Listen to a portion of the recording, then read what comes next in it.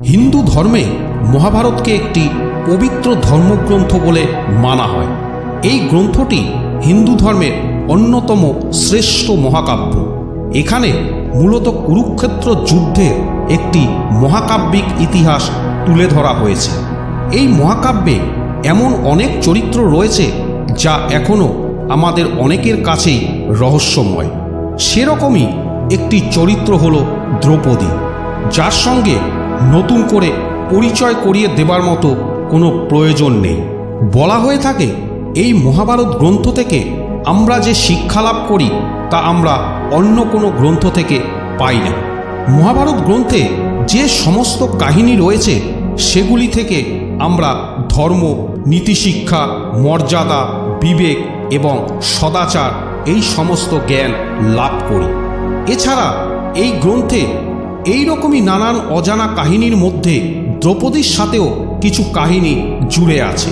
দ্রৌপদী মহাভারতের এমন একটি বিস্ময়কর চরিত্র যে কখনো কারোর কাছে হার স্বীকার করেনি বা কাউকে কোনোদিন ভয়ও পায়নি।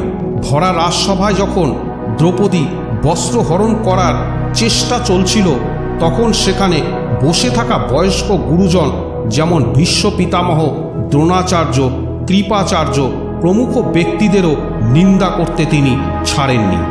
এই গ্রন্থে দ্রৌপদীর চরিত্রের এমন কিছু রহস্য বর্ণনা করা আছে যা আমাদের অনেকের কাছেই অজানা। আজ এই ভিডিওতে আমরা দ্রৌপদীর সম্বন্ধে 10টি না জানা তথ্য আপনাদের কাছে তুলে ধরব। তাই দ্রৌপদীর সম্বন্ধে এই না জানা রহস্যগুলি ভালোভাবে জানতে ভিডিওটি শেষ পর্যন্ত দেখুন। নমস্কার বন্ধুরা, আমাদের এই জানা অজানা চ্যানেলে আপনাকে স্বাগত। আপনি যদি এই চ্যানেলে নতুন এসে থাকেন তবে চ্যানেলটিকে সাবস্ক্রাইব করে বেল আইকনে ক্লিক করে রাখবেন এরকমই নানা জানা অজানা ভিডিও সবার আগে দেখার জন্য। মহাভারতের বীর রাজকুমারী দ্রৌপদী ছিলেন পাঞ্চাল রাজা দ্রুপদের কন্যা এবং পঞ্চপাণ্ডবের স্ত্রী। আসুন আজ আমরা জন্ম থেকে শুরু করে মৃত্যু পর্যন্ত তার জীবনে নানান রহস্য এক এক করে আপনাদের সামনে তুলে ধরি। তবে চলুন শুরু করি দ্রৌপদীর সম্বন্ধে নানান অজানা কাহিনী। 1. দ্রৌপদীর জন্ম কিভাবে হয়েছিল? কথিত আছে মনে প্রতিশোধের আগুন থেকেই দ্রৌপদীর জন্ম হয়েছিল। সেটা কীরকম? দ্রৌপদীর জন্মের আগে দ্রৌপদীর পিতা রাজা দ্রুপদ এবং গুরু দ্রোণাচার্যের মধ্যে অন্তরঙ্গ বাল্যবন্ধু হওয়া সত্ত্বেও এক ভয়ানক যুদ্ধ হয়েছিল। সেই সময় দ্রোণাচার্য রাজা দ্রুপদকে যুদ্ধে পরাজিত করে তার অর্ধেক রাজত্ব দখল করে নেন। যুদ্ধে হেরে গিয়ে রাজা দ্রুপদের মনে প্রতিশোধের আগুন জ্বলে ওঠে। তাই দ্রোণাচার্যকে হারানোর জন্য এক অজেয় পুত্র পাবার লক্ষ্যে পুত্রেষ্টি যজ্ঞ শুরু করেন রাজা দ্রুপদ। এই যজ্ঞে মহারাজা দ্রুপদ ধৃষ্টদ্যুম্ন নামে এক পুত্র সন্তান লাভ করেন যজ্ঞকুণ্ড থেকে। কিন্তু পুত্র সন্তানের সাথে সাথেই এক কন্যা সন্তানও ওই যজ্ঞকুণ্ড থেকে উঠে আসে।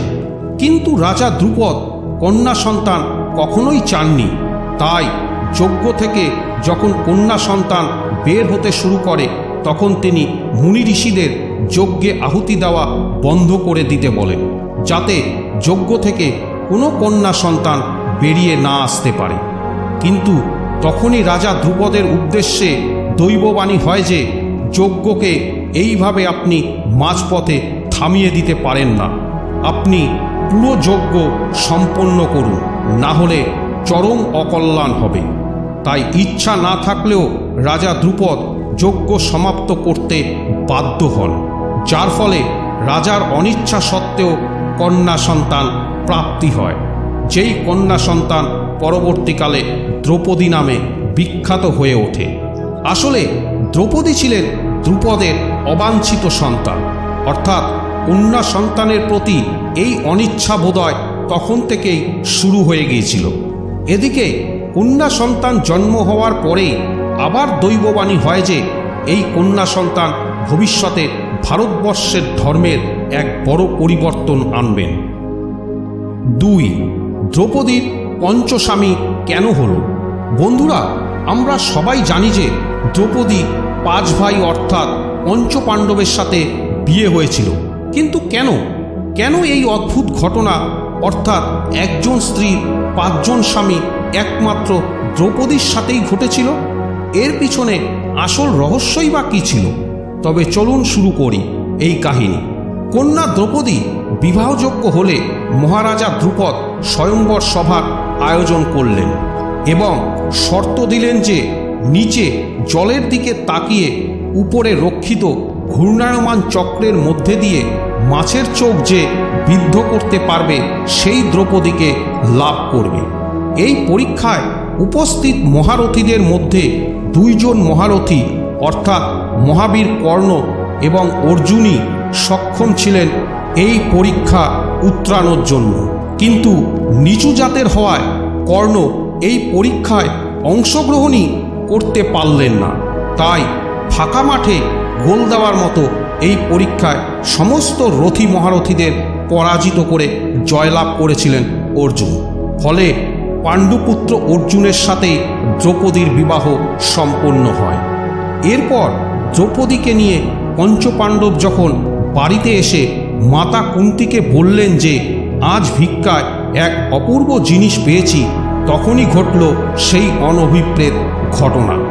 মাতা কুন্তি অন্যান্য দিনের মতো না দেখেই বলে বসলেন, যা পেয়েছ তা তোমরা 5 ভাই সমান ভাগে ভাগ করে নাও। মহাভারতের যুগে মায়ের কথা অমান্য করা ছিল মহাপাপ। তাই মায়ের কথার মান রাখতে দ্রৌপদীর অনিচ্ছা সত্ত্বেও পঞ্চপাণ্ডব দ্রৌপদীকে বিবাহ করলেন। হয়তো এটাই ছিল দ্রৌপদীর জীবনের ভবিতব্য। সাধারণ চোখে তাই আমরা বিচার করে ভাবি দ্রৌপদীর এই পঞ্চস্বামীর জন্য মাতা কুন্তিই একমাত্র দায়ী। কিন্তু ঘটনার ভেতরে প্রবেশ করলে বুঝতে পারবেন যে দ্রৌপদীর এই পঞ্চপতি অর্থাৎ দ্রৌপদীর এই 5 জন স্বামী থাকার কারণ হল পূর্বজন্মজনিত কর্মফল। পূর্বজন্মে তিনি এমন কিছু কর্ম করেছিলেন যার ফলস্বরূপ তাকে পঞ্চপতি লাভ করতে বাধ্য হয়েছিলেন। আসলে পূর্বজন্মে দ্রৌপদী ছিলেন এক মহান ঋষির কন্যা। তিনি মহাদেবের প্রীতি সাধন করতে অত্যন্ত কঠোর তপস্যায় ব্রতী হন। এর ফলে বাবা মহাদেব ঋষিকন্যার কঠোর তপস্যায় খুশি হয়ে তার সামনে হাজির হন ও তাকে পছন্দ মতো বর চাওয়ার অনুমতি দেন।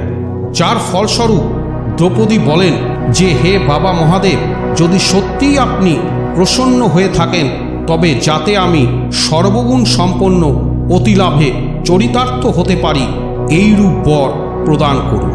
এদিকে বাবা ভোলানাথ ধ্যানরত অবস্থায় মগ্ন থাকায় দ্রৌপদী ভাবলেন যে ভোলানাথের কানে বোধহয় কথাটি গিয়ে পৌঁছায়নি।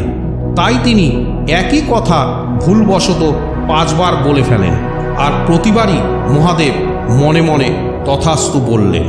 যাই হোক, এরপর বাবা মহাদেব দ্রৌপদীকে বললেন যে হে কন্যা, তুমি 5 বারই অতি বাসনা করেছ, তাই পরজন্মে রাজকন্যার রূপে জন্ম নিয়ে দেবগুণ সম্পন্ন পঞ্চপতি লাভ করবে। তাছাড়া এই ঘটনায় ভগবান শ্রীকৃষ্ণ দ্রৌপদীকে বলেছিলেন যে একটি মানুষের মধ্যে কখনো সর্বগুণ থাকতে পারে না, তাই তোমাকে 5 স্বামী দেওয়া হয়েছে। তোমার এই 5 স্বামীর মধ্যেই সর্বগুণ আছে। যেমন যুধিষ্ঠির হচ্ছেন শ্রেষ্ঠ ধার্মিক, তার মধ্যে অধর্ম বলে কিছু নেই। ভীম হচ্ছেন সর্বশক্তিশালী, তার মতন শক্তিধর ইহজগতে আর কেউ নেই। অর্জুন হচ্ছেন শ্রেষ্ঠ যোদ্ধা, নকুল হল সর্বসৌন্দর্যবান, আর সহদেব হচ্ছেন সর্বোচ্চ নীতিবান। অর্থাৎ দ্রৌপদীর এই পঞ্চস্বামীর জন্য দ্রৌপদী নিজেই দায়ী ছিলেন। দ্রৌপদীর এই 5 স্বামী ছিলেন বলে দ্রৌপদীকে পাঞ্চালী নামেও ডাকা হতো। 3. দ্রৌপদী পঞ্চপাণ্ডবকে বিবাহের আগে তাদের প্রতি একটি শর্ত রেখেছিলেন। জানেন কি শর্তটি কি? অনিচ্ছা সত্ত্বেও দ্রৌপদী যখন মাতা কুন্তির কথা মতো পঞ্চপাণ্ডবকে বিবাহ করতে সম্মত হলেন, সেই সময় পঞ্চপাণ্ডব ভাইদের প্রতি তিনিও একটি শর্ত রাখেন। তিনি পঞ্চপাণ্ডবকে বলেন, আমি তোমাদের 5 ভাইকেই বিয়ে করতে পারি যদি আমার এই একটি শর্ত মেনে নাও তোমরা। শর্তটি হলো, আপনারা অন্য কোনো মহিলাকে বিবাহ করলেও তাদের কোনোদিনই এই ইন্দ্রপ্রস্থে আনতে পারবেন না। অর্থাৎ এই শর্তের একমাত্র লক্ষ্যই ছিল যে তিনি তার নিজের সংসার অন্য কোনো মহিলার সাথে ভাগ করবেন না। তাই এই শর্তের কারণেই মহাভারতের যুগে হিন্দুদের মধ্যে বহু বিবাহ প্রথা থাকলেও এবং পঞ্চপাণ্ডব অন্যান্য মহিলাদের বিবাহ করলেও তারা কোনোদিনই তাদের স্ত্রীদের ইন্দ্রপ্রস্থ নগরীতে আনতে পারেননি। যদিও পরবর্তীকালে দ্রৌপদীকে রাজি করিয়ে পাণ্ডুপুত্র অর্জুন তার আরেক স্ত্রী ভগবান শ্রীকৃষ্ণের বোন সুভদ্রাকে ইন্দ্রপ্রস্থে নিয়ে এসেছিলেন। 4, এবার চলুন আলোচনা করি ভগবান শ্রীকৃষ্ণের সাথে দ্রৌপদীর সম্পর্ক ঠিক কীরকম ছিল। দ্রৌপদী সর্বদা ভগবান শ্রীকৃষ্ণকে তার সখা বা প্রিয় বন্ধু হিসাবে বিবেচনা করতেন এবং কৃষ্ণও তাকে সখী বলে সম্বোধন করতেন। এটি দ্রৌপদী এবং কৃষ্ণের মধ্যে বিদ্যমান আধ্যাত্মিক বন্ধনের প্রতীক।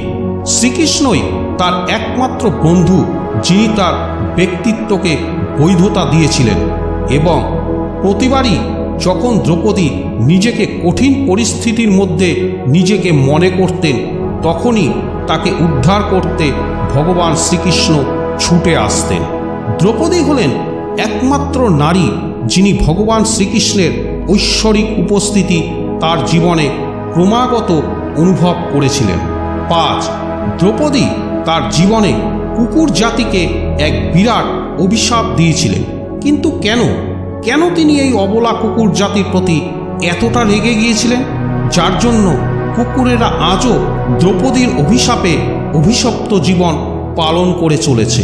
দ্রৌপদী পঞ্চপাণ্ডবদের বিয়ে করার পর আরেকটি শর্ত দিলেন যে একবারে কেবল একজন ভাইকে তার কক্ষে প্রবেশ করতে হবে এবং যে পাণ্ডব তার কক্ষে প্রবেশ করবেন তিনি তার পাদুকা কক্ষের বাইরে রেখে আসবেন, যেন অন্য কোনো ভাই সেই পাদুকা দেখে দ্রৌপদীর ঘরের ভেতরে প্রবেশ না করে। যদি এর অন্যতা হয়, অর্থাৎ যে এই শর্ত লঙ্ঘন করবে তাকে 12 বৎসরের জন্য বনবাসে পাঠানো হবে।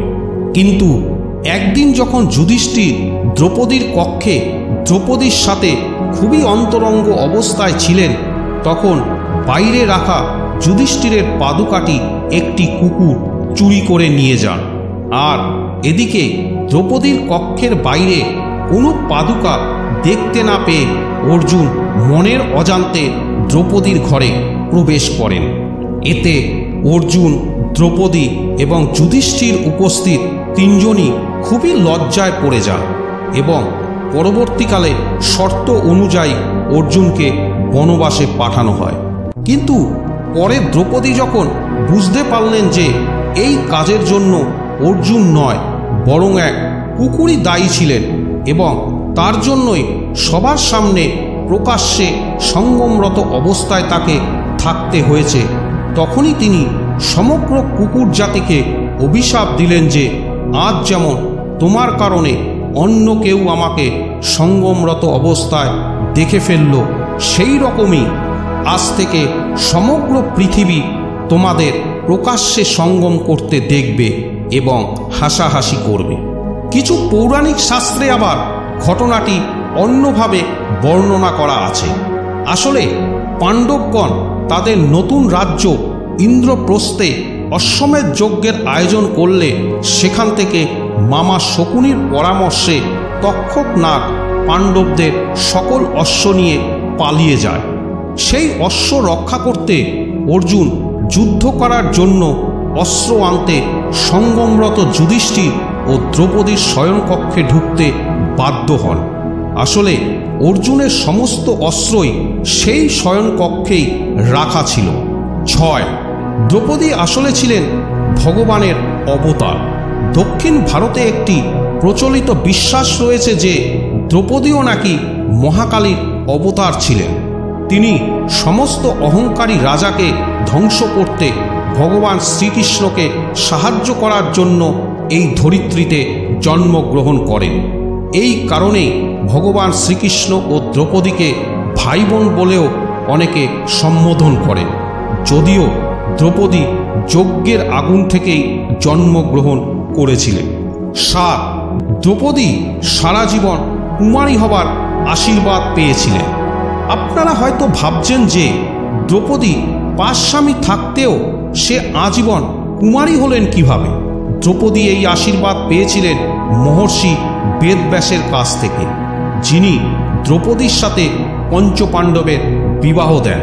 বিবাহ দেওয়ার পরে বিবাহিত জীবন সুখে কাটানোর জন্য মহর্ষি বেদব্যাস দ্রৌপদীকে বর দেন যে যখন এক স্বামীর সাথে সময় কাটানোর পর অন্য স্বামীর কাছে যাবেন, তখন তার আগে দ্রৌপদী আবার পূর্বের মতো কুমারী অবস্থায় ফিরে আসবেন।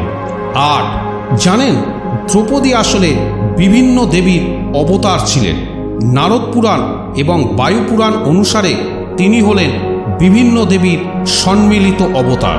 যেমন তিনি ছিলেন দেবী শ্যামলা ধর্মের স্ত্রী, দেবী ভারতী বায়ুর স্ত্রী, দেবী শচী ইন্দ্রের স্ত্রী, দেবী উষা অশ্বিনের স্ত্রী, দেবী পার্বতী শিবের স্ত্রী। 9. একবার পঞ্চপাণ্ডবের মধ্যে দ্রৌপদী একমাত্র ভীমকে একটি কথা দিয়েছিলেন। পঞ্চস্বামীর মধ্যে সবথেকে বেশি যিনি দ্রৌপদীকে ভালোবাসতেন তিনি হলেন পাণ্ডুর দ্বিতীয় পুত্র ভীম।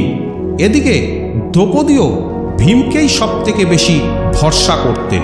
যদিও পঞ্চপাণ্ডবের মধ্যে দ্রৌপদী সবথেকে বেশি ভালোবাসতেন যিনি তাকে স্বয়ম্বর সভা থেকে বিয়ে করে এনেছিলেন, সেই অর্জুনকে।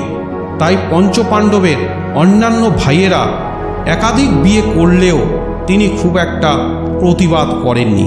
কিন্তু অর্জুন যখন সুভদ্রাকে বিয়ে করে এনেছিলেন তখন তিনি খুবই দুঃখ পেয়েছিলেন।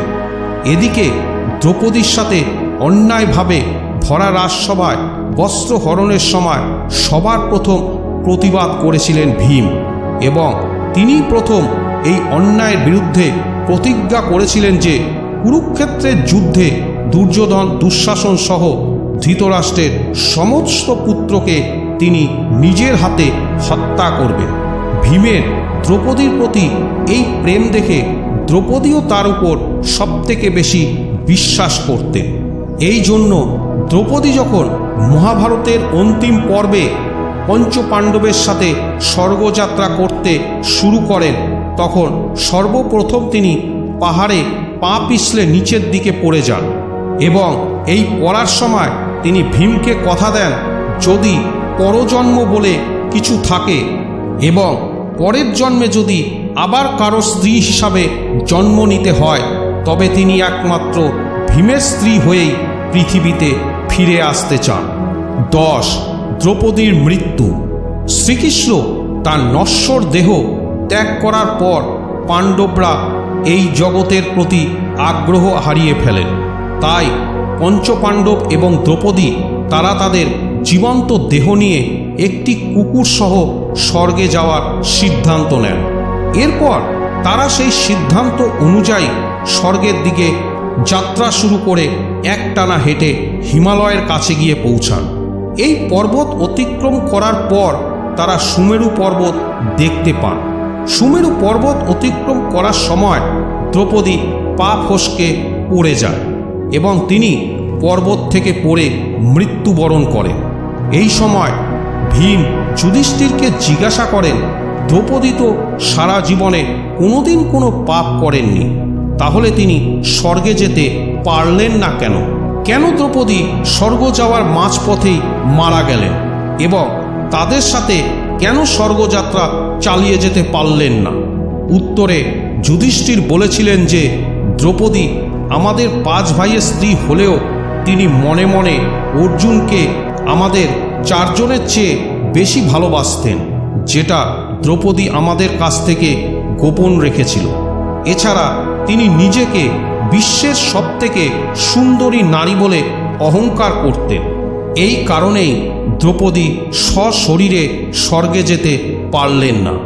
সবশেষে আপনাদের সামনে তুলে ধরি উপপাণ্ডব বা দ্রৌপদীর 5 সন্তানকে নিয়ে কিছু চাঞ্চল্যকর তথ্য, যা হয়তো আপনাদের অনেকের কাছেই অজানা। পঞ্চপাণ্ডবের স্ত্রী ছিলেন দ্রৌপদী। তার গর্ভে পঞ্চপাণ্ডবের ঔরসে জন্ম নিয়েছিল 5 বীর সন্তান। এই 5 সন্তানদের বলা হতো উপপাণ্ডব। এদিকে আমরা প্রায় সবাই জানি কুন্তী এবং মাদ্রীর সাথে পঞ্চপাণ্ডবের পিতা পাণ্ডুর বিয়ে হয়েছিল, কিন্তু পাণ্ডুর অকাল মৃত্যুর পর মাদ্রী তার সাথে সহমরণে গেলে কুন্তী 5 সন্তানকেই নিজের সন্তানের মতো করে সমান অধিকারের সাথে মানুষ করে তোলেন। দ্রৌপদীর সাথে বৈবাহিক সম্পর্কের ক্ষেত্রে পঞ্চপাণ্ডব যেরকম নিজেদের মধ্যে নিয়ম বেঁধে রেখেছিলেন, সেই রকম দ্রৌপদীর গর্ভে সন্তান উৎপাদনের ক্ষেত্রেও কুন্তী এবং মাদ্রীর পুত্রেরা একটি বিশেষ নিয়ম পালন করতেন। এই নিয়মটির মধ্যে সন্তান উৎপাদনের প্রথম অধিকার আসে যুধিষ্ঠিরের, যিনি ছিলেন জ্যেষ্ঠ পাণ্ডব এবং কুন্তীর প্রথম সন্তান। তারপরে আসে মাদ্রীর সন্তান নকুলের পালা। তারপরে কুন্তীর দ্বিতীয় পুত্র ভীমের সন্তান জন্মানোর সময় আসে। তারপরে সন্তান হয় মাদ্রীর দ্বিতীয় পুত্র সহদেবের। সবশেষে যিনি দ্রৌপদীকে স্বয়ংবর সভায় সবাইকে পরাজিত করে বিয়ে করে এনেছিলেন, অর্থাৎ সেই অর্জুন, যিনি কিনা ছিলেন আসলে কুন্তীর কনিষ্ঠ পুত্র, তার লাইন আসে সবার শেষে সন্তান জন্ম দেওয়ার উদ্দেশ্যে।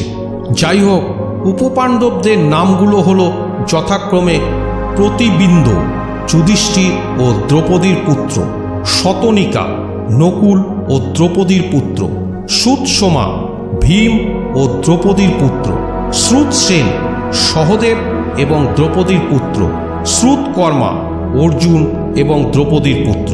অর্থাৎ মনে রাখবেন, অভিমন্যু কিন্তু অর্জুনের পুত্র হলেও দ্রৌপদীর গর্ভের সন্তান ছিলেন না। তিনি ছিলেন অর্জুন ও শ্রীকৃষ্ণের বোন সুভদ্রার সন্তান। কুরুক্ষেত্র যুদ্ধের শেষ দিন যখন ভীমের হাতে দুর্যোধনের পরাজয় ঘটে, তখন অশ্বত্থামা প্রতিশোধ নেওয়ার জন্য কৃতবর্মা এবং কৃপাচার্যকে সঙ্গে নিয়ে পাণ্ডব শিবিরে আসেন এবং পঞ্চপাণ্ডব ভেবে ঘুমন্ত উপপাণ্ডবদেরই হত্যা করেন। এই হত্যা ছিল কুরুক্ষেত্রের যুদ্ধের এক অনৈতিক এবং অন্যতম নৃশংস হত্যা। তা বন্ধুরা, আজকের ভিডিওটি কেমন লাগলো কমেন্ট করে জানান। নমস্কার বন্ধুরা, আজ এ পর্যন্তই। আজকের ভিডিওটি ভালো লাগলে একটি লাইক করুন। এরকমই পরবর্তী ভিডিওগুলোতে নানা জানা অজানা তথ্য পেতে চ্যানেলটিকে সাবস্ক্রাইব করে রাখুন। ধন্যবাদ।